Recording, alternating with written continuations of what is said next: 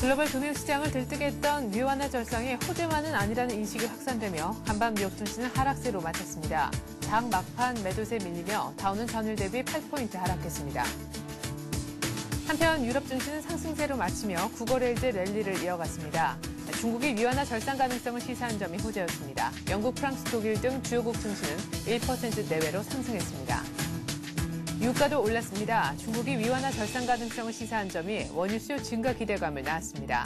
8월 인도분 WTI는 배럴당 35센트 올라 78달러 61센트에 끝났습니다. 월가의 족집게로 불리는 유명 은행업종 애널리스트인 메르디스 휘트니는 올 하반기 미국 주택시장의 더블딥으로 인해 경기 회복세가 방해를 받을 것이라고 전망했습니다. 미국의 금융업종 유명 분석가인 로치데일 증권의 리처드 보베 애널리스트는 미국의 금융개혁 법안의 폐해가 너무 클 것이라며 법안의 철회를 주장했습니다. 한편 달러화는 뉴욕 외환시장 거래에서 주요 통화대에 강세를 보였습니다. 위완화 절상 가능성으로 인해 장 초반 하락했던 달러는 낙폭과대 인식이 확산되며 강세로 돌아섰습니다.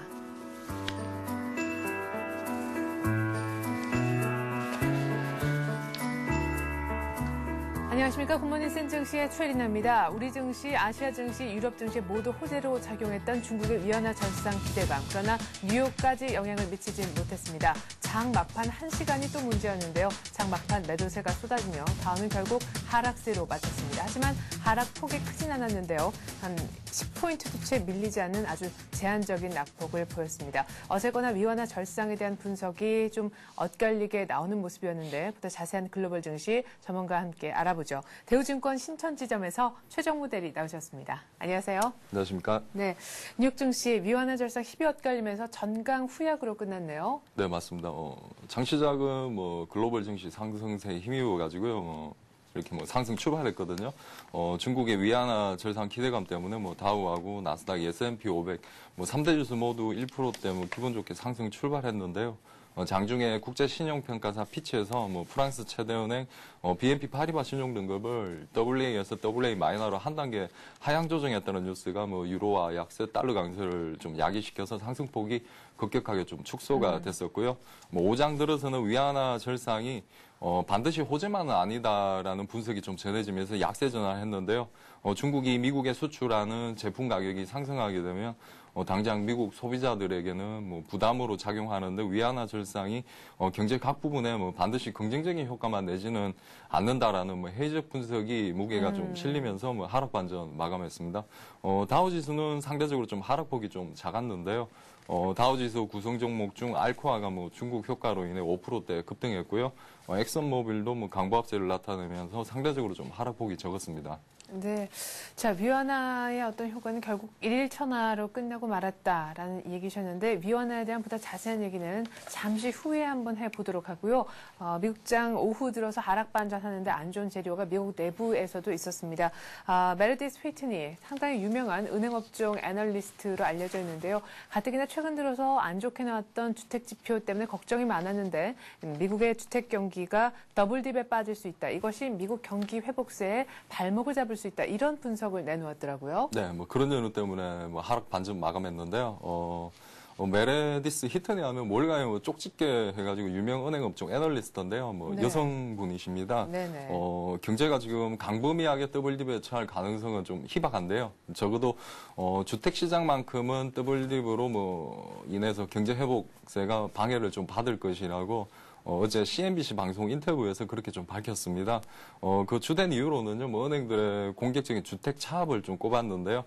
이런 주택 차압 때문에 시장의 공급이 수요를 초과하면서 주택 가격을 결국에 좀 떨어뜨리지 않겠냐 하는 분석이고요. 결국 경제 성장세에 지장을 줄 것이라는 설명입니다. 한편 또 휘트니는 소비자들의 행동에 대해서도 좀 부정적인 입장을 내놨습니다. 최근에 미국 쪽 소비가 증가하고 있는데 이런 소비 증가 이유가 모기지 이런 대출을 갚는 대신 개인적인 소비를 좀 늘리고 있다는 면에서 이런 면도 좀 부정적으로 좀 보고 있는 것 같습니다. 네. 자, 그리고 은행주에도 보니까 악재가 계속해서 이어진 것 같습니다. 골드만삭스의 얘기도 있고, 피치가 또한 유럽 쪽 아주 커다란 은행의 또한 신용등급을 하향 조정했다 이런 얘기도 있는데요. 뉴욕 쪽에 어쨌든 은행주도 분위기가 좋지 않았던 것 같습니다. 업종별 분위기만 간단하게 한번 볼까요? 네, 은행주도 좀 약세를 보였고요. 골드만삭스에서 은행업종 실적 전망을 좀 하향하면서 뭐 그런 연유도 있었고 피치에서 뭐 BNP 파리바 이 프랑스 최대 은행 신용 등급을 강등했던 것도 뭐 은행주 쪽에 좀 네. 약세를 좀 기록했던 것 같습니다. 하락폭은 그렇게 뭐 크지는 않았고요. 뭐 골드만삭스가 한 0.3% 정도 하락했고요. 뱅크 오브 아메리카도 한 0.2% 정도 약세를 기록했습니다. 다만 중국 효과 때문에 뭐 원자재 가격, 뭐 원자재 업종하고 철강 업종 이런 쪽은 좀 상승이 좀 나왔던 것 같습니다. 알코아가 앞서 말씀드렸듯이 한 5% 정도 상승했고요. US 스틸 뭐 이런 쪽도 한 3%대 상승 마감했습니다. 네. 자, 어제 간밤에 미국 시장 뭐 이렇다 할 경제 지표가 없는 가운데 안타깝게도 앞서 지금 좀 전에 말씀드렸던 이러저러한 이유로 오후에 하락 반전돼 안타깝게도 소폭이나마 하락세로 끝나고 말았는데요. 그에 앞서서 열렸던 우리 증시 포함해서 모든 글로벌 주식 시장은 다 플러스를 냈습니다. 그 중심은 역시 위완화 절상 기대감. 뭐 다시 말씀드려서 차이나 이펙트라고도 해야겠는데 무엇이 글로벌 증시를 위안화 절상 기대감 때문에 이렇게 다 플러스로 끌어올렸다라고 이제 분석이 나오는데요. 그 내용을 좀 채워주셔야 될 것 같아요. 네. 채워야죠. 네. 어제는 뭐 미국이 오후 들어서 막판에 좀 반락하긴 했지만요. 어제 뭐 전 세계 상승 동력은 분명히 좀 차이나 이펙트였다고 좀 봐도 뭐 과언이 아니었던 하루였지 않나 싶습니다. 뭐 지난 네. 주말 중국 인민은행에서 위안화 환율 제도를 개혁하고 환율의 유연성을 확대키로 했다고 밝혔는데요. 뭐 중국은 2008년도에 금융위기 당시에 위안화를 1달러당 6.83 위안으로 고정시키는 달러 연동 패거제를 고수해 왔는데요. 네. 이번에 환율 제도를 유로화, 엔화 등에도 연동되게끔 하는 복수통화 바스켓제로 바꾸기로 밝혔고요. 이런 뭐 점진적인 위안화 절상 가능성을 시사하면서 뭐 전 세계 증시가 동반 상승했습니다. 일단은 뭐 중국 내부적으로도 뭐 위안화 절상 문제는 뭐 긍정적인 효과를 좀 가져올 것이라고 분석이 되는데요. 네. 중국 내부만 봐도 현재 중국은 지금 부동산 문제 때문에 부동산 문제뿐만 아니라 전 부분에 걸쳐가지고 지금 인플레이션 압력이 좀 상당합니다. 네. 이번 환율 절상을 통해서 뭐 다만 뭐 경기 가열을 어느 정도 좀 진정시키는 효과를 좀 얻을 수 있겠고요. 네. 또 위안화 절상은 자국 통화의 구매력이 강화된다는 측면에서는 뭐 최근 중국 정부가 내수시장 활성화 정책에도 지금 부합하기 때문에 뭐 네. 긍정적 효과를 좀 유발을 한 것 같습니다. 그리고 뭐 글로벌 증시 측면에서는 위안화 절상 소식은 뭐 단순한 환율 문제가 아닌 뭐 세계 경제의 커다란 전환 포인트라는 시각이 좀 많은데요. 네. 세계 무역 흑자를 거의 독식했던 세계의 공장 중국이 이번 환율 개혁을 통해서 뭐 세계의 소비 시장으로 역할을 바꾸겠다는 의지를 표현한 것 아니냐 하는 뭐 평가까지 나오고 있는데요. 이런 면에서 뭐 중장기 관점에서 세계 경제 불균형 해소와 뭐 글로벌 균형 성장의 뭐 출발점으로 좀 받아들여지고 있고요. 중국이 세계 소비 시장 역할을 해주면 뭐 미국과 유럽의 경제 회복에 큰 도움이 될 것으로 기대되면서 뭐 전 세계 동반 상승에 좀 배경이 된 것 같습니다. 네. 자, 미국이 그토록 바랬던 무역 불균형 해소 차원의 위안화 절상 가능성 이가 일단 나오면서 중국 내부적으로도 분명 얻는 득이 좀 있는 것 같다 이런 분석까지 함께 해주셨는데요. 정작 어제 중국 크게 반응을 했습니다. 중국 상해종합지수가 어제 3% 가까이 2.9% 이상 올라서 급등 마감을 했는데요. BNP 파리바하고 모건 스탠리 쪽에서요. 이 같은 중국 증시에 대해서 투자 의견 상향이라는 향후 긍정적인 전망을 내놓았더라고요. 3,200포인트에서 2,500포인트까지 한 석 달 연속 급하게 내리지 않았습니까? 네, 올해 들어가지고 굉장히 좀 가파르게 좀 하락했습니다. 네네. 뭐 그런 연은 부동산 뭐 이런 규제. 예, 규제 뭐 이런 영향이 좀 컸었던 것 같은데 연초만 하더라도 뭐 3,200선에 있는데 뭐 이런 중국 정부 긴축 정책 때문에 최근에 한 2,500선까지 좀 조정을 보여줬습니다. 뭐 연초 이후에 약 한 20% 이상 급락을 한 상태인데요. 뭐 최근에 이런 위안화 절상이 뭐 중국 증시의 터닝 포인트가 될 것이라는 분석이 발빠르게 어제 좀 나왔습니다. 네. 그런 연유 때문에 어제 2.9% 급등해서 중국 상해 종합지수는 2,586선에 마감했습니다. 전에 BNP 파리바에서요, 뭐 중국 증시 투자 의견을 기존 중립에서 비중 확대로 올린다고 밝혔는데요. 이유로는 향후 위안화 절상이 국내 긴축 부담을 완화하는 동시에 뭐 해외 자금 유입도 촉진시켜서 시장 상승에 우호적이라는 견해를 밝혔습니다. 현재 2,500선인 상해 종합주가 지수가요, 뭐 올해 한 35% 이상 추가 랠리를 보일 것이고, 뭐 3,500선까지는 충분히 상승하지 않겠느냐, 뭐 이런 네. 견해를 밝혔습니다. 아울러 모건 스탠리에서도 뭐 중국 은행주하고 부동산주에 대해서 투자 의견을 기존 비중 축소에서 비중 확대로 상향시켰습니다. 중국 정부의 금융 긴축 정책에 가장 큰 피해를 봤던 업종이 은행 업종과 부동산 업종이었지 않습니까? 네. 이번에 그런데 이번 위안화 절상을 통해서 중국 정부의 강도 높은 긴축 정책에 대한 시장 부담감은 상당히 좀 완화되지 않겠느냐 하면서 평가하면서 은행주, 부동산주가 어제 동반 급등을 나타냈습니다. 네, 그래요. 전 세계 증시가 이렇게 차이나 이펙트에 대거 환호를 하면서 동반 상승을 했는데 정작 중국 인민은행 측은 이 같은 증시의 오버액션에 약간은 제동을 거는 듯한 목소리도 냈습니다. 사실은 정확히는 중국 인민은행 그 홈페이지에 기록된 것이 위안화 환율의 유연성을 확대한다라는 것 아닙니까? 이렇게 정확하게 표현을 위안화를 절상시킨다 이렇게 얘기는 안 했잖아요. 그렇죠. 일단 확대한다는 이야기만 있고 아직까지는 좀 두리뭉실한 좀 표현이거든요. 네, 변동 폭에 대해서도 명확히 그렇죠. 나와 있지 않고. 네네, 맞습니다. 그러니까 환율 정상을 지금 하기는 하되 네. 점진적으로 좀 하겠다는 그런 좀 발언인 것 같거든요. 네. 지금 환율 정상은 올해 봄만 하더라도 대부분 좀 경제 전문가들이 중국의 환율 절상폭을 최소한 7% 정도는 하지 않겠느냐는 대부분의 좀 시각이었습니다. 네. 저희 회사에서도 한 7% 정도, 최소한 7% 정도 좀 환율 절상을 할 것이라고 이렇게 네. 내다봤거든요. 하지만 지난주 중국 인민은행 측 이 내용을 좀 보게 되면 올해 환율 절상폭은 내용을 좀 감안하면 한 3% 정도 수준으로 점쳐지고 있기 때문에 연초에 한 7% 가까이 절상을 기대했던 거하고 비교해 보면 다소 좀 못 미치는 수준입니다. 네. 결국에는 점진적인 환율 절상이기 때문에 단기간에 절상 효과는 크게는 나타나지 않을 것으로 좀 보여지거든요. 네. 인민은행 측에서는 이미 지금 달러 연동 패거적으로 인해서 유로화 대비 지금 위안화가 올 봄에 비해 약 한 15% 가량 이미 좀 절상되어 있는 상태입니다. 네. 그리고 다른 나라 통화하고 좀 비교해 봤을 때도 대폭적인 환율 조정은 필요치 않을 것이라고 못 박았고요. 실제로 지금 중국의 무역 흑자 규모가 2008년 11월 달에는 400억 달러 정점으로 올해 3월 달에는 한 72억 달러 정도 적자가 났습니다. 그리고 네. 5월 달에는 현재 지금 한 190억 달러 정도 안정적인 좀 흑자 수준을 유지하고 있는데요. 이런 수준을 좀 봤을 때는 큰 폭의 절상은 좀 곤란하다는 입장입니다. 네. 미국에 관해서도 이번에 좀 우회적으로 좀 표현을 해줬는데요. 특정 국가와의 무역 불균형 이슈는 위안화 환율이 이슈 때문에 위안화 환율이 좌우되는 일은 절대 없다고 이야기했습니다. 환율 시스템 개혁은 철저히 중국하고 글로벌 경제 전체 발전과 관련돼서 추진할 일이라면서 최근에 미국 압박에 관해서는 여전히 좀 거부 반응을 나타내고 있습니다. 네, 어디까지나 경제 논리로 지금 푼 것이다, 이런 얘기를 하는 것 같은데요. 어쨌거나 그러니까 올해 전체적으로 봤을 때 위안화 환율 절상폭이 한 3% 정도가 지금 현재 컨센서스다라는 말씀이신데 이렇게 절상폭이 크지 않은 상황에서 달러하고 묶여있던 그 고리를 풀어냈죠. 그런데 지금 현재 달러화의 위치를 보면은 유로화가 어쨌거나 재정 위기 문제 때문에 약세를 보이고 달러는 상대적으로 강세를 보이고 있는 그런 상황이어서 위안화가 달러와 굿바이를 하게 되면은 오히려 그것이 절할 효과를 낼 수도 있다. 절상폭이 크지 않다면 그런 얘기도 나오고 있잖아요. 네, 일단 소수 의견이지만 그런 이야기도 있습니다. 일단 지금 통화 제도가 좀 바뀐다는 거거든요. 네. 기존에 달러만 연동되는 부분에서 이제는 유로화하고 엔화, 네. 이런 좀 복수통화 바스켓으로 변경이 되게 됩니다. 그렇게 되면 이런 문제가 좀 생길 수가 있거든요. 이번에 중국 인민은행 통화위원하고 중국 건설은행 애널리스트가 절하 가능성도 있다. 이렇게 좀 소수 의견을 좀 밝혀졌고요. 네. 그 와중에 비관론자 닥터둠 루비니 교수께서 등장을 또 안 할 수가 없거든요. 예. 루비니 교수도 이렇게 절하 가능성을 좀 언급을 했습니다. 위안화 절상폭이 소폭이고 유로화가 만약에 좀 지속적으로 하락할 경우에는 달러 대비 위안화 가치가 오히려 떨어질 수밖에 없다고 언급을 했습니다.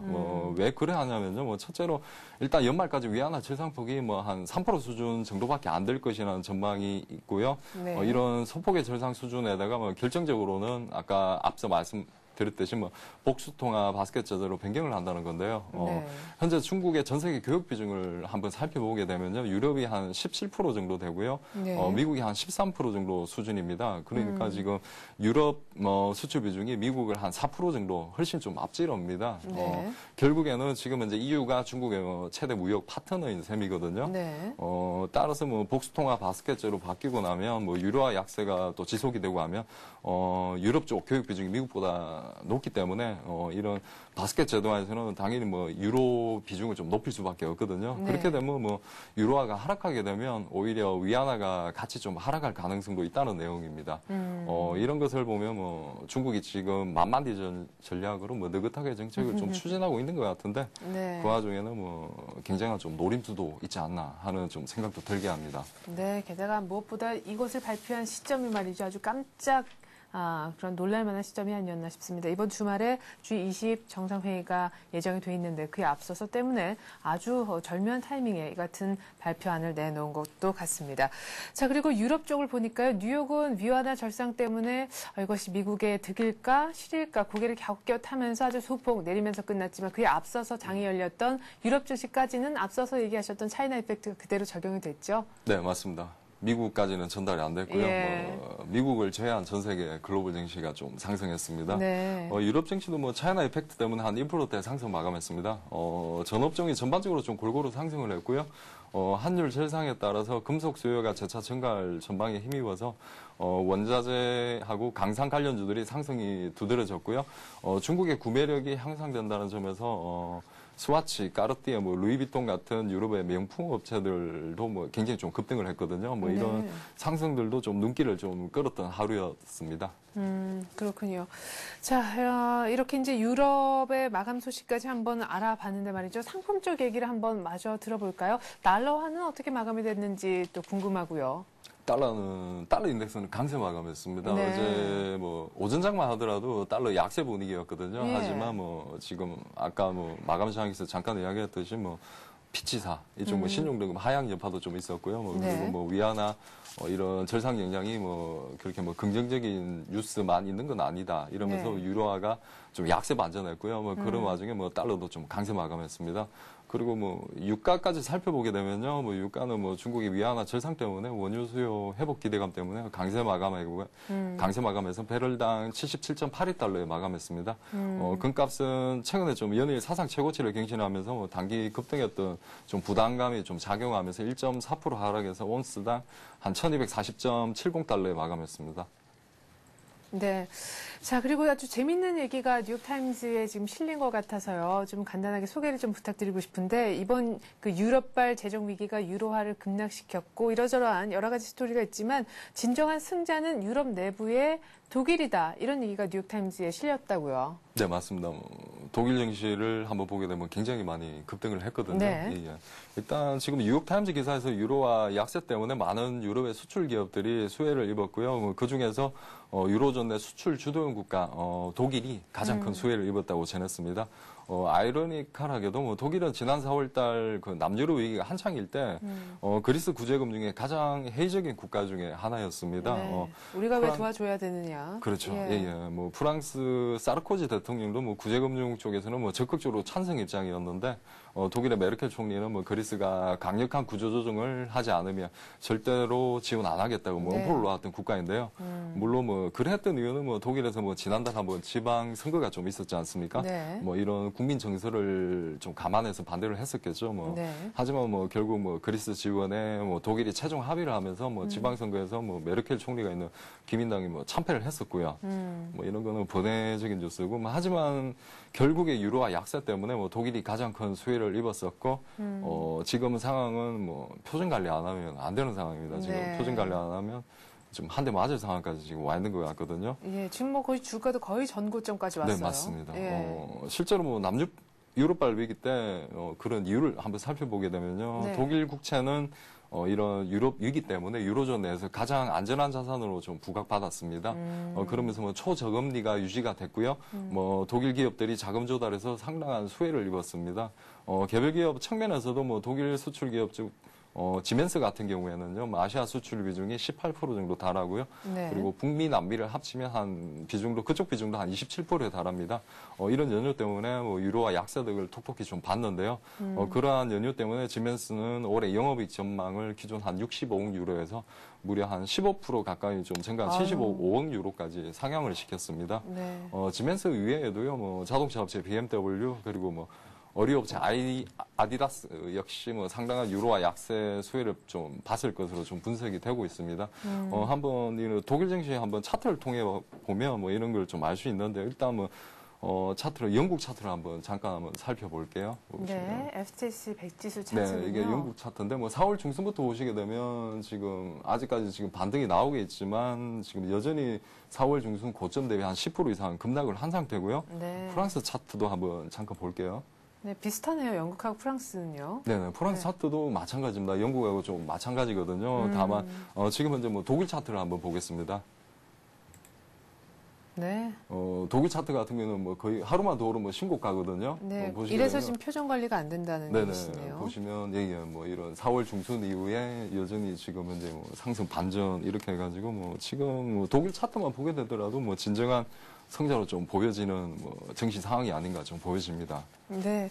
자, 그러면 오늘 밤에 간밤을 보내면서 뉴욕 증시에서 이렇다 할 지표는 없었고요. 위완화 절상 시사 발언 이것을 놓고 이래저래 분석들이 나오면서 거기에 조금 시장이 반응을 하지 않았나 싶습니다. 하지만 오늘 밤에는 드디어 지표가 나오게 되는데 이에 앞서서 이제 메르디스 피트니가 주택시장에 대한 전망을 아주 어둡게 내놓고 하반기에 주택시장 더블딥까지 예고를 한 상황에서 주택 지표가 오늘 밤에 또 나오죠? 네, 맞습니다.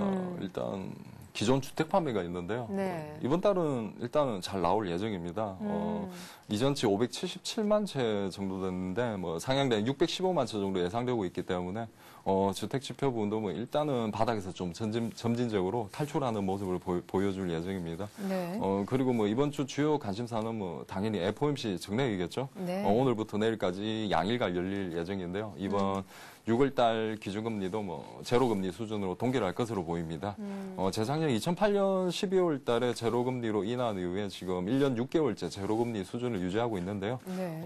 지금 뭐 여전히 유로존 재정위기하고 미국 쪽 주택시장과 공유시장 여건을 감안하면 지금 초저금리는 상당기간 유지한다는 문구도 그대로 유지할 것으로 보여지기 때문에 이번 FOMC 정례에는 뭐 큰 이슈 없이 조용히 좀 넘어갈 것으로 기대되고 있습니다. 네.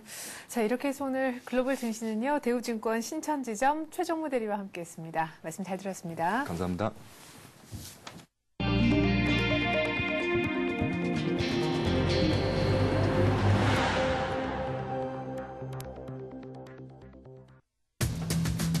중국이 변동환율제 복귀를 선언하고 처음 열린 어제 서울 외환시장에서 원화 가치가 하루 만에 2.5%나 올랐습니다. 하지만 베이징 외환시장에서 미완화는 달러화 대비 0.36%만 절정이 됐는데요.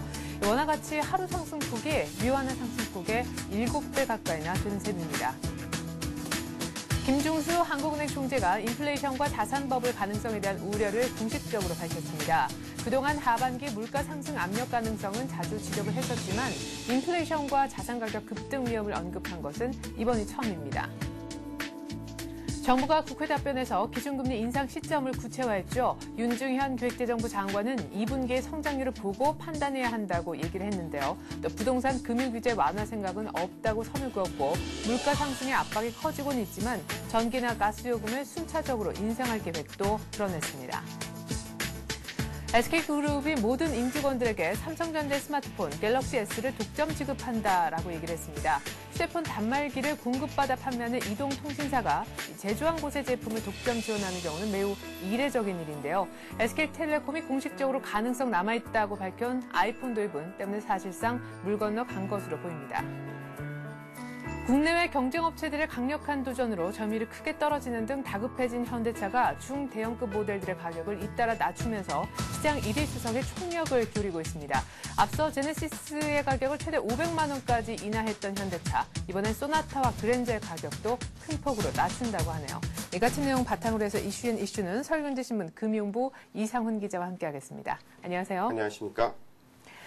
자, 앞서서 계속해서 얘기 나눠보긴 했었지만 역시 이 화제의 중심은 위완화 얘기가 아닌가 싶습니다. 어제 중국의 위완화 절상 가능성 시사 때문에 우리 외환시장 크게 흔들렸는데 무려 하루 만에 30원 이상의 원달러 환율 빠졌습니다. 중국에서 깜짝 조치를 주말에 내놓자 우리 시장이 크게 반응을 한 것이 아닌가 싶은데 일단 어제 서울 외환시장 분위기부터 정리해 주시죠. 네, 그렇습니다. 한마디로 표현을 하면은 중국이 기침하는 신용을 했는데 우리는 독감에 걸렸다. 이 정도 말로 한번 비유를 해볼 수 있겠습니다. 네. 이 중국이 변동환율제 복귀를 선언을 하고 이제 처음 열린 우리 이제 원달러 시장이었는데 어제 환율이 무려 30원 넘게 급락하는 모습을 보였습니다. 위안화 가치가 오른다고 이야기를 하니까 이제 원화 가치도 덩달아 따라서 오르는 셈인데요.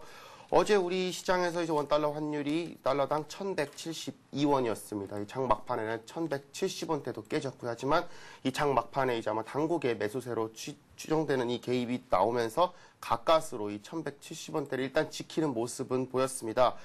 뭐 어제 시장은 이렇게 보면 될 것 같습니다. 그동안 이 위안화 절상에 대비하지 못했던 투자자들이 이제 어제 장이 열리자마자 깜짝 놀라서 원화 매수에 갑자기 몰렸고 이에 따라서 하락폭이 좀 커진 것이 아니냐 이러한 분석이 이제 현재로서는 가능한데요. 물론 이 절상 자체를 뭐 예상을 하지 못했습니다. 앞에서도 물론 크게 많이 지적이 된 부분이지만요. 네. 그렇다 할지라도 이런 식으로 이제 주말에 갑작스럽게 전격적으로 발표될 줄은 몰랐다. 그렇기 때문에 한마디로 준비가 안 됐기 때문에 그만큼 반응도 컸다. 이 정도로 저희가 한번 정리를 해볼 수 있겠습니다. 예. 하지만 뭐 일각에서는 지금 현재 위안화 절상이 아직 시작도 안 됐는데 이야기만 들린 거 가지고 시장이 너무 과도하게 반응을 한 것이 아니냐. 그렇기 때문에 우리가 독감에 걸린 것이 아니냐. 이제 이러한 이야기들이 계속적으로 힘을 얻고 있고요. 특히 어제 같은 경우 뭐 인도네시아나 태국 또 대만 같은 다른 아시아 통화들에 비해서 원화가 유독 크게 이제 크게 반응을 했다는 점, 바로 이제 이러한 부분을 뒷받침하지 않나 이렇게 분석을 해볼 수 있을 겁니다. 네, 이렇게 뭐 외환시장 얘기를 좀 언급을 해봤는데 말이죠. 이제는 보다 실질적인 우리 산업계 쪽으로 눈을 좀 돌려봐야겠습니다. 위안화 절상 가능성 이것 때문에 지금 영향력은 뭐 그렇게 크지 않을 것이다. 또 점진적으로 올린다라고 하니까 그런 분석들도 있지만 어쨌거나 위안화가 절상된다라는 어떤 새로운 변수가 등장했으니까 그만큼 불안감도 존재한다 이렇게 봐야 되는 거 아니겠습니까? 그렇습니다. 뭐 산업계 얘기를 지켜보면 일단 제한적 영향을 받을 것이다라고 예측을 하고 있습니다. 그렇게 크게 뭐 변수가 되지 않을 것이다라는 이야기입니다. 하지만 그럼에도 불구하고 일단 새로운 변수가 나타나는 것 자체 그 부분에 있어서 저희가 이제 긴장감을 늦추면 안 된다. 이렇게 이제 업계에서는 바라보고 있습니다. 뭐 네. 대기업들 같은 경우 우선은 당장 큰 영향을 미치지도 않을 것이라고 보고 있습니다. 뭐 워낙 이제 이 위안화 절상 같은 경우 얘기도 많이 나왔고 그동안 네. 기업들도 꾸준히 대비를 해왔기 때문에 당장 뭐 위안화가 뭐 소폭이나마 절상이 된다고 해가지고 거기에 뭐 매출액이 휘청된다거나 뭐 순이익이 휘청된다거나 그런 일은 아마도 뭐 거의 없지 않겠느냐 이런 시각이 현재로서는 뭐 우세합니다. 또 절상폭이 크지 않을 것으로 예상되는 만큼 또 위안화와 원화가 동반 절상되는 만큼 이에 따른 손익이 함께 상쇄되지 않을까 이런 분석들도 이제 나오고 있습니다. 일단 뭐 자동차 부품 업체들 같은 경우 이제 중국에 수출하는 업체들이기 때문에 당장 위안화 절상 오히려 반기는 모습들도 보이고 있고요. 무엇보다 이제 가격 경쟁력이 강화될 수 있기 때문에 이 자동차 부품 업체들뿐만 아니라 주로 이제 중국에 물건을 수출하는 이제 고급 IT 업체들이라든지 뭐 이런 업체들이 아무래도 환영을 한다 이렇게 볼 수가 있겠습니다. 또 이제 환율에 민감한 업체 하면은 뭐니 해도 여행업계와 항공업계를 저희가 예로 들 수 네. 있겠습니다. 뭐니 해도 이 이제 위안화 절상에 따른 좀 상징적인 이야기이기 때문에 저희가 한번 자세히 짚어볼 필요가 있겠는데 대표적인 경우 이제 여행업계의 경우 이제 중국인 관광객이 한국에 더 들어올 수 있을 것만큼 예전에 이제 우리 엔화가 크게 올랐을 때 네. 일본인 관광객들이 한국에 많이 몰려온 네. 것처럼 그러한 현상들이 중국에서도 나타나지 않을까 현재 뭐 그렇게 여행업계에서는 기대를 하고 있습니다. 그런 부분에 있어서는 긍정적이지만 반대로 이야기를 하면은 우리 관광객들이 나가기에는 부담이 더 커지기 때문에 국내 여행사들로서는 어느 정도 부담이 될 수밖에 없다. 이러한 점이 이제 환율 절상의 좀 양면이라고 짚어볼 수가 있겠고요. 또 하나 항공업계의 경우에 있어서는 위안화 절상 폭에 따라서 호재가 될 수 있고 악재가 될 수 있기 때문에 네. 좀 더 좀 촉각을 곤두세우고 있다. 이렇게 저희가 분석을 해볼 수 있겠습니다. 네. 자, 그리고 어제 김중수 한국은행 총재가요, 처음으로 자산 버블에 대한 위험성을 경고를 했습니다.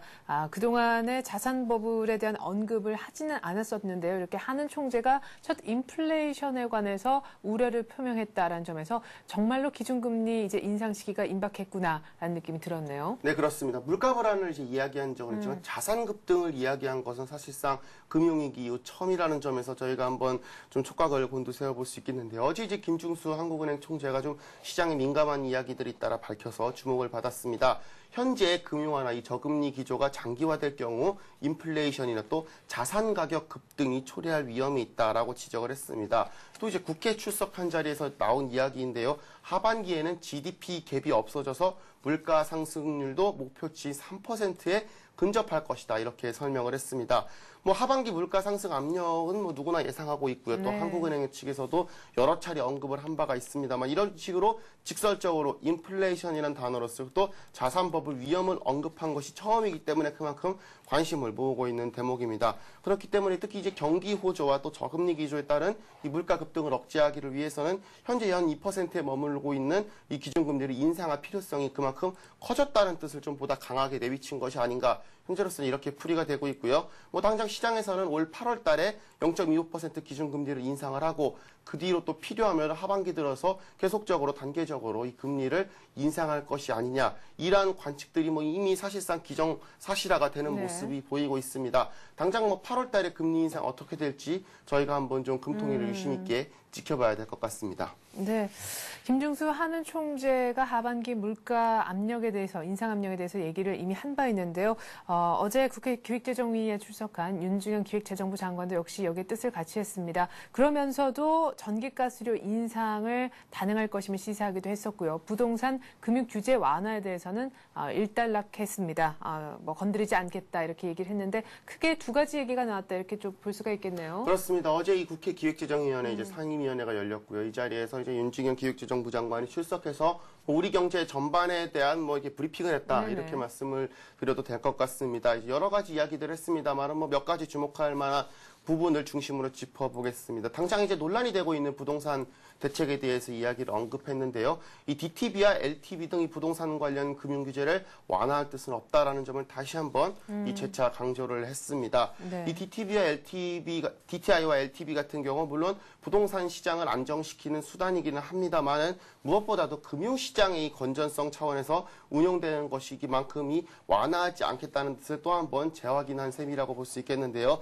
다만 이 서민들이 전세자금을 구하기 쉽게 이 전세자금 보증한도를 올리는 같은 경우 한마디로 거래 불편함이 있는 것을 완화하는 그러한 정도의 이제 추가 대책을 현재로서는 마련하겠다 이러한 뜻을 밝혔다는 점에서 좀 눈길을 끌고 있고요. 무엇보다도 하반기 공공요금 인상을 시사해서 이제 눈길을 끌었습니다. 뭐 한전이나 또 가스공사 같은 공기업들의 적자가 커질 경우 결국 이 국가 재정에 있어서 부담이 된다면서 이 전기와 가스 요금을 차례대로 인상할 예정이라고 밝혔습니다. 아무래도 뭐 물가 상승 압력이 계속적으로 불거지고는 있지만 우리 경제의 이 호조세가 아무래도 이 정도 물가 이 상승 압력은 좀 어느 정도 견뎌낼 수 있지 않겠느냐, 지탱할 수 있지 않겠느냐 네. 이러한 시각 하에서 이러한 좀 공공요금 인상을 사실상 시사한 것이다. 이러한 점에서 저희가 뭐 이제 주목을 해볼 만한 부분이 있을 것 같고요. 또 하나 해볼 만한 부분이 바로 이제 종합부동산세 폐지에 대해서 다소 좀 유보적인 입장을 나타냈다는 점에서 네. 저희가 한번 주목을 해볼 수 있겠습니다. 사실 이 종합부동산세 폐지 같은 경우는 이명박 정부의 아주 단골 공약이라고 볼 수, 상징적인 정치적인 상징성을 가진 공약이라고 볼 수 있겠고요. 뭐 전임 장관이 강만수 기획재정부 전 장관 같은 경우 뭐 종합부동산세 폐지를 공공연하게 아주 이제 네. 공언을 해가지고 뭐 시장에서 많은 관심을 끌었습니다. 하지만 이 윤중현 기획재정부 장관 같은 경우는 이러한 부분에 있어서 다소 이제 유보적인 입장을 밝혔다는 점에서 저희가 한번 의미를 이끌어낼 수 있겠는데요. 지역별로 부동산 가격 편차가 워낙 크기 때문에 종부세를 없애면은 지방자치단체들 간의 부익부 빈익빈 현상이 나타날 소지가 다분하다. 뭐 예전부터 저희가 언급을 해왔던 바는 있지만 이게 정책당국자에게 이렇게 직접적으로 언급한 것은 또 이번이 처음입니다. 그렇게 다분하다면서 종부세를 폐지하고 재산세 통합할 것인지 아니면은 종부세를 유지하면서 지방세로만 전환할 것인지 좀 다양한 네. 방안을 검토하겠다 이렇게 약속을 했습니다. 재산세 통합을 하면은 어떻게 보면 이제 지방세로 전환을 한 것이기 때문에 네. 뭐 강남 같은 지역에는 세수가 크게 늘어나고 뭐 군단위 지역 같은 경우는 세수가 급격히 줄어드는 그러한 이제 아무래도 악영향이 있기 때문에 그러한 점을 충분히 감안하겠다 이러한 뜻으로 저희가 한번 해석해 볼 수 있겠습니다. 네. 자, 그리고 산업계 소식을 조금 전해드리겠는데요. 굉장히 재미있는 뉴스가 들려왔습니다. SK그룹이 모든 임직원들에게 삼성전자의 스마트폰인 갤럭시 S를 독점적으로 공급하겠다. 이런 뉴스인데요. 글쎄요. 이제 삼성과 SK 동맹이 더 강화되는 것이 아닌가라는 생각이 드네요. 그렇습니다. 이 SK그룹이 모든 임직원들에게 삼성전자의 스마트폰인 갤럭시 S를 독점적으로 지급하기로 했다는 소식입니다. 뭐 SK 고위 관계자에 따르면은요, 이제 모바일 시대에 맞는 현재 이 SK그룹 사내 인트라넷을 현재 이제 8월 중에 오픈할 계획이라고 합니다. 기존에 이제 인터넷 기반 인트라넷이 아니라 모바일 기반 인트라넷을 이제 새롭게 8월 중에 오픈을 할 것인데요. 그렇기 때문에 전 임직원들의 적극적인 활용을 위해서 이 갤럭시 X 25,000대를 한꺼번에 배포를 하겠다. 그렇게 이제 밝혔습니다. 이 국내외 수많은 업체들이 휴대폰 단말기를 이제 공급받아 판매하는 이동통신사의 입장에서 이렇게 한 회사 제품을 독점적으로 지원하는 것 자체가 죄송합니다. 대단히 이례적인 일이다 이렇게 말씀을 드릴 수 있겠고요. 이것 때문에 이제 SK텔레콤이 공식적으로 가능성이 남아있다라고 언급을 해왔던 이 애플사의 아이폰 도입 사실상 물 건너간 게 아니냐 이러한 이야기들도 나오고 있습니다. 결국 우리나라에서 아이폰 같은 경우는 KT 독점 공급 여기서 조금 더 나가봤자 뭐 LG텔레콤 정도의 공급이 현재로서는 네. 예상되지 않나 이 정도로 저희가 한번 이야기를 해볼 수 있겠습니다. 뭐 이에 따라서 일단 뭐 이것과 조금 다른 이야기이긴 하지만 뭐 갤럭시 S의 출시 일정이 사실 당초로서는 오늘 출시가 될 예정이었는데 네. 현재로서는 3일 늦췄습니다. 그래서 25일 날 공식적으로 출시를 하겠다라는 입장을 현재 삼성전자 측에서는 밝혔고요. 뭐 기업들이 예약한 물량이 이미 수십만 대에 달하기 때문에 물량 확보를 위해서 일정을 늦췄다라는 설명이 있고 여기에 또 뭐 SK그룹 같은 경우 여기에 또 가세한 모습을 보였기 때문에 더군다나 또 이러한 이야기들 나오는 것 같습니다. 과연 SK가 이렇게 독점 공급함에 따라서 앞으로 이 갤럭시 S 어떤 식으로 시장에서 판도 변화를 일으킬지 저희가 한번 주목해 봐야 할 것 같습니다. 네. 자, 그런가 하면 현대차가 드디어 차값 인하 카드를 꺼내들었습니다. 이젠 더 이상 물러날 수 없다라면서 나름대로 막판에 승부수를 띄운 것이 차값의 인하가 아닌가 싶은데요. 5월 내수 점유율에서도 기아차에도 밀리는 모습 보여주지 않았습니까? 그렇습니다. 뭐 현대차 입장에서는 고육지책이라고 볼 수 있겠고요. 네. 뭐 소비자 입장에서는 어쨌든 간에 환영할 일입니다. 차값이 그렇죠. 떨어지니까요. 뭐 현대자동차가 이제 일부 차량 가격을 인하하겠다라는 방침을 밝혔는데요. 뭐 국내 1위 업계가 이런 식의 이 방침을 밝힌 것 자체가 대단히 이례적인 일입니다. 이 기아차에 뭐 최근 들어서 계속적으로 점유율을 역전당하고 있고요. 또 뭐 일부 수입차에게까지 이제 고객을 계속적으로 빼앗기고 있지 않습니까? 네. 이거에 따른 고육지책이다 이렇게 풀이를 해볼 수 있겠습니다. 현대차 같은 경우 최근에 이 그랜저 럭셔리 모델과 또 럭셔리 스마트팩 모델을 최대 111만 원까지 할인을 하겠다 이러한 정책을 내놨고요. 또 지난달 말 같은 경우 2001년판 제네시스를 출시하면서 최대 500만 원까지 차값을 내렸습니다. 여기에 또 애초 가격을 올렸던 이 신형 소나타 같은 경우 최근에 편의 사양을 추가하면서까지도 오히려 가격은 내리는 모습을 또 보이고 있습니다. 네. 결국 현대차로서는 갈수록 떨어지고 있는 내수 점유율을 회복하는 것만이 급선무라고 판단한 것이다. 이렇게 풀이를 해볼 수 있겠는데요. 뭐 작년까지만 해도 이 50%에 달했던 현대자동차 점유율이 최근 들어서는 33%로 최저치를 기록을 하고 있고요. 여기에 기아차가 계속적으로 이 현대차 점유율을 앞서는 모습들 보이고 있고 네. 또 수입차 같은 경우도 또 꾸준히 점유율이 올라가는 모습들 보이고 있습니다. 그에 따라서 이제 현대차도 어쩔 수 없이 가격을 내리는 모습을 보여주고 있는 셈인데요. 과연 앞으로 가격 경쟁이 어떻게 지속될지 좀 소비자들의 관심이 지속된다 이렇게 말씀드릴 수 있겠습니다. 네. 자, 그리고 한 30분 정도 전에요. 우리 증시의 MSCI 선진지수 편입 여부가 결정이 났습니다. 이미 시장이 어느 정도 예상하고 있던 대로 이번에도 MSCI 편입은 결국 무산이 됐습니다. 다행스럽게도 그래도 워치리스트는 유지가 됐다라는 보도가 뜨네요. 네, 그렇습니다. 조금 전에 들려온 소식인데요. 뭐 MSCI 선진지수 편입이 결국은 불발됐다고 합니다. 뭐 어느 정도 예상한 소식이기는 합니다만 어쨌든 간에 별로 뭐 좋지 않은 소식이기는 네. 합니다. 뭐 발표 이전부터 계속적으로 흘러나온 이야기니까요. 뭐 아주 새로운 뉴스는 아닙니다. 하지만 이 워치리스트에서는 일단 제외되지 않았기 때문에 내년에 이제 편입될 가능성 아직까지는 남아있겠다 이렇게 말씀을 드릴 수 있겠습니다. 그렇기 때문에 우리나라 같은 경우는 이제 올해 같은 경우는 MSCI 이머징 지수에 이게 계속적으로 남아있게 되는 소식이라고 드릴 수 있겠는데요. 이제 주최 측인 MSCI 바라 측에서는 우리나라에 대해서 이 경제 발전 또 시장 규모와 유동성, 이 시장 운영 기반 등이 이 선진 시장 기준을 충족한다는 기존 시각을 유지는 했습니다만은 여전히 모든 여건이 이제 충족되지가 않았고 특히 이 기관 투자자들 같은 경우는 계속해서 진입 관련 문제에 대해서 우려하고 있다 이렇게 평가를 하고 있습니다. 저희가 차지하지만 MSCI 지수와 과외 선진 지수 이렇게까지 목을 매야만 하는 것인지 그런 부분에 있어서는 좀 다시 한번 저희가 짚어볼 만한 대목이 아닐 수 없는데 왜냐하면 이 MSCI 선진 지수에 편입한 국가들을 보면은 뭐 그리스라든지 네. 스페인이라든지 포르투갈 같은 나라도 이미 다 이 선진 시장에 편입이 돼 있습니다. 이른바 픽스라고 하는 국가들이 전부 다 이 시장에 진입해 있다고 볼 수 있겠는데요. 반면에 우리나라 같은 경우는 계속적으로 이제 선진 시장이 아닌 이머징 시장에 계속적으로 남아 있는 모습입니다. 과연 이 선진 지수라는 게 얼마나 크게 의미가 있는지에 대해서 저희가 한번 좀 차제에 좀 따져볼 만한 대목이 아닐 수 없고요. 또 하나는 어쨌든 간에 현실적으로 이 MSCI 선진 지수가 이 전 세계적인 시장에 영향을 미치는 지수라고 하면은 앞으로 우리나라가 내년에는 다시 한번 이 편입이 될 수 있도록 뭐 거래소라든지 또 국내 정부 또 관계자들이 계속적으로 좀 노력을 해봐야 되지 않겠나 이렇게 좀 풀이를 해볼 수 있겠습니다. 네. 자, 이렇게 해서 MSCI 편입 불발에 대한 얘기까지 잘 들어봤습니다. 설경제 신문 금융부에는 이상훈 기자와 함께했습니다. 고맙습니다. 고맙습니다.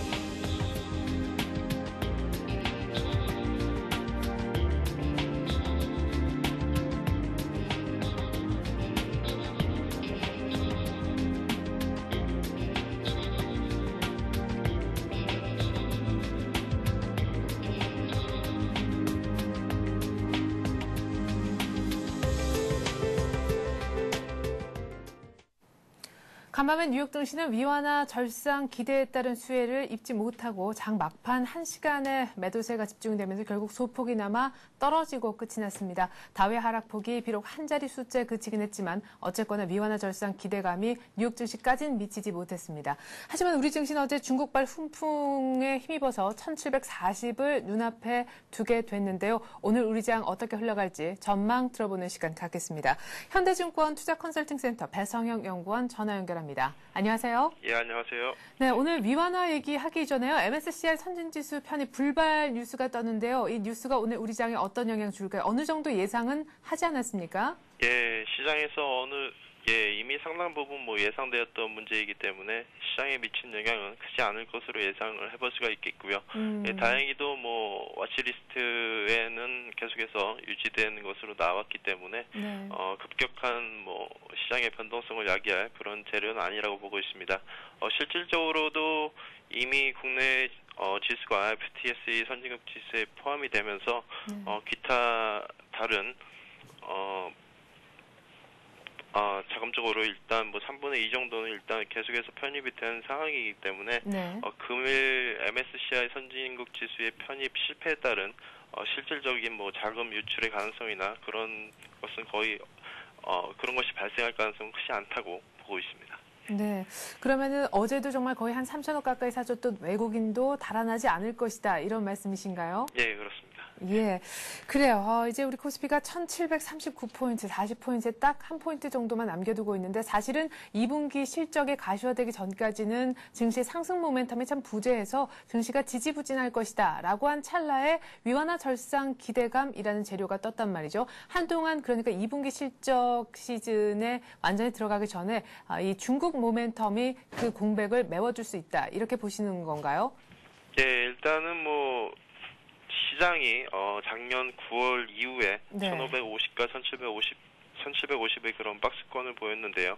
역시 박스권이 이번째 네 번째 시도라는 점에서 충분한 모멘텀이 수반되어야 고점 돌파가 가능할 것으로 보고 있습니다. 네. 역시 실적과 수급이 가장 중요한 포인트가 될 수 있겠는데요. 실적 모멘텀은 아시다시피 국내 증시가 여전히 밸류에이션 측면에서 글로벌 증시 대비 상당히 저평가되어 있고요. 역사적으로도 현재 PER이 8.7배 정도밖에 안 되기 때문에 충분한 실적 모멘텀은 갖춘 상황이라고 볼 수 있겠습니다. 다만 역시 이제 1700선에 다가서면서 펀드 환매가 다시 늘어가면서 수급적인 측면에서 다소 부담은 될 수가 있는데요. 일단 다행히도 이번이 네 번째 시도를 계속해서 이어가면서 1700선과 1800선에서의 그런 펀드 환매가 일단은 상당 부분 손바뀜이 이루어졌다라고 보시면 될 것 같습니다. 약 한 70% 정도의 물량이 일단은 계속해서 손바뀜이 이어지고 있는 상황이고요. 어제 나온 그런 위안화 절상 재료가 추가적인 상승 모멘텀이 일단 단기적으로 좀 기대감을 높이고는 있지만 어제 미국 증시에서는 일단 다소 기대치가 높지 않았느냐 그런 시장의 평가가 나오면서 좀 국내 증시는 오늘 일단은 뭐 다소 좀 속도 조절하는 그런 양상이 나올 것으로 예상하고 있습니다. 네. 그러면은 이 중국 재료가 나오기 전, 그러니까 위안화 절상 기대감 얘기가 나오기 전에 생각했던 지수보다는 조금 올라갈 수 있겠지만 나름대로 조금 더 올라간 이 지수대에서 전고점 돌파를 시원하게 하기보다 조금 또 다시 조용한 조정이 또 좀 이어질 것이다. 이렇게 전망하시는 건가요? 예, 일단 뭐 가파른 조정보다는 차분한 그런 조정을 예상해 볼 수가 있겠고요. 네. 뭐 아무래도 이제 7월 중에 저희가 예상해 볼 수 있는 변수들, 그러니까 지난주에 발표된 EU 정상회담에서 25개 유럽 은행에 대한 스트레스 테스트 결과를 7월 중순에 발표하기로 예상을 했고요. 네. 그다음에 7월 중에 계속해서 유럽 재정 위기 국가들의 그런 국채 만기가 남아 있기 때문에 시기적으로는 뭐 7월 정도에 그러한 변수들을 한 번 더 확인하려는 그런 가능성이 있습니다. 그래서 일단은 뭐 지수는 한 템포 좀 쉬어갈 수는 있겠지만 기존의 상승 추세는 계속적으로 유효하기 때문에 여전히 주식 보유의 관점으로 보시면 좋을 것 같습니다. 네. 그러면은 어제 많이 올랐다고 그래서 위안화 절상 수혜주 사면은 좀 늦은 감이 있는 건가요? 아니면 추격 매수는 이제는 하면 안 되는 건가요? 어떻게 해야 됩니까? 예, 일단은 뭐 크게 부담은 없을 것 같습니다. 위안화 절상 수혜주로 예상해 볼 수 있는 것은 일단은 뭐 중국 내수 확장 에 따른 국내 IT와 자동차 업종이 될 수가 있겠고요. 또 하나의 수혜주는 역시 이제 중국 섹터와 같이 경합을 할 수 있는 철강과 조선 업종이 될 수가 있겠는데 어제 실질적으로 국내 위안화 절상에 따른 국내 원달러 강세의 그런 영향 때문인지 어제 환율도 30원 이상 급하게 빠졌거든요. 그래서 일단은 IT와 자동차보다는 철강과 조선업종 쪽으로 좀 강한 흐름이 나타났습니다. 일단 뭐 가장 큰 이유는 역시 이제 철강과 조선 섹터가 그동안 주가가 많이 신 가운데 밸류에이션 매력이 상당히 좀 부각이 되었던 면이 있었고요.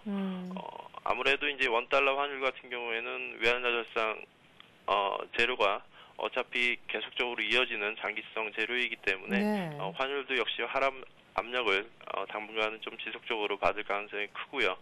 그에 따라서 철강이나 조선 섹터 쪽으로 좀 더 포트폴리오를 일부 비중을 좀 옮기시는 전략도 크게 무리가 없어 보입니다. 아직 뭐 이러한 업종들이 경험적으로 PER이나 PBR 측면에서 역사적인 하단부에 있기 때문에 조정시 매수 관점은 충분히 가능할 것으로 예상하고 있습니다. 네. 그런데 사실은 이 중국 모멘텀이 어제 어떤 뉴스 보니까 수혜를 안 받는 업종이 없다라고 할 정도로 IT 자동차는 또 여기는 여기대로 저쪽은 저쪽대로 그런 분위기인데 이런 가운데 과연 그러면 결국 실적이 좋은 어떤 기존 주도주로 따라갈 것인지 말씀하셨던 것처럼 약간 눌려 있다가 지금 이런 재료를 받아서 좀 많이 급하게 급등하는 이쪽을 찾을 것인지 결국에는 중국 모멘텀에 대한 어떤 받는 수혜의 강도는 다르겠지만 또 기존에 갖고 있던 재료들도 약간 차이가 나는 상황에서 키 맞추기가 어느 정도 비슷하게 결과적으로 진행될지 아무도 모르잖아요. 어떤 쪽에 조금 더 비중을 줘야 됩니까?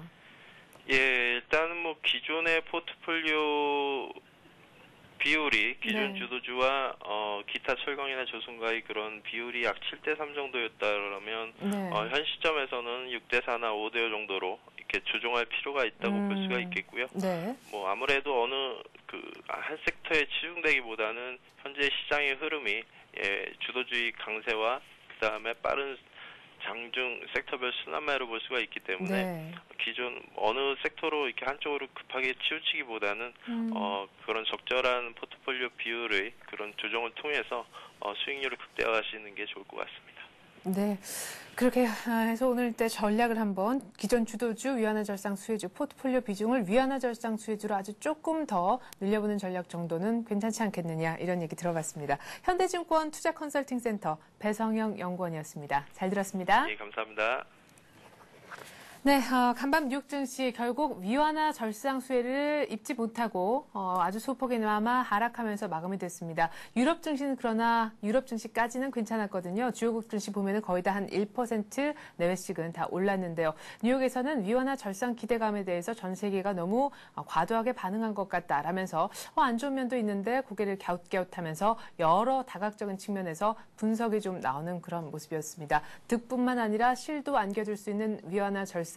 이제는 한쪽으로만 쏠림 현상이 아니라 우리 증시도 오늘 약간은 좀 정신 차리는 그런 분위기가 나오지 않을까 싶은데요. 그 얘기는 곧 지수의 소폭이나마 조정 가능성도 열어두셔야 된다는 얘기일 수도 있겠습니다. 이런 가운데 오늘 아침에 드디어 MSCI 상승지수 편입 여부가 결정이 났는데요. 결국 이번에도 무산이라는 결과를 얻어들었습니다. 워치리스트에는 계속해서 한국이 들어있기 때문에 내년에도 다시금 MSCI 도전을 한번 해볼 수 있는 가능성은 열려있는 상태인데요. 어쨌거나 편입은 불발됐습니다. 시장이 이미 알려진 재료 때문에 시장에 큰 영향은 없겠다라고 하지만 일단은 뉴욕 시장이 조금 빠진 상황에서 외국인들의 수급 조금은 체크를 할 필요가 있겠다 싶습니다. 전 잠시 후 출발 센 증시로 다시 돌아오겠습니다. 고맙습니다.